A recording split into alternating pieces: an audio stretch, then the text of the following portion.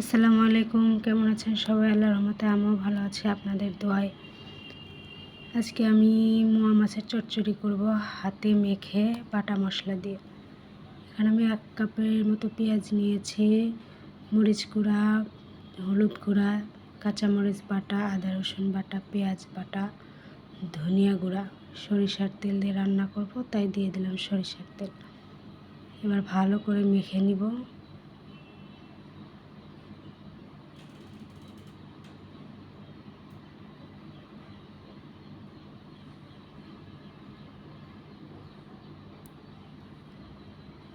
মাছটা দিয়ে দেব, মাছটা দিয়ে একটু মেখে নিব। দিয়ে দিলাম একটা টমেটো ফালি করে।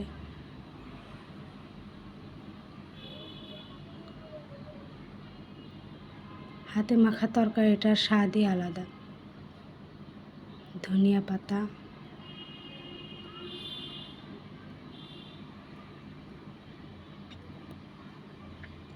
পরিমাণ মতো পানি,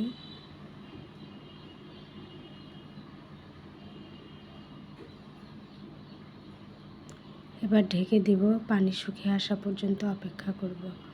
ঝোলটা প্রায় শুকিয়ে এসেছে, আর একটু শুকাবো। তরকারির কালারটা দেখতে কত সুন্দর হয়েছে।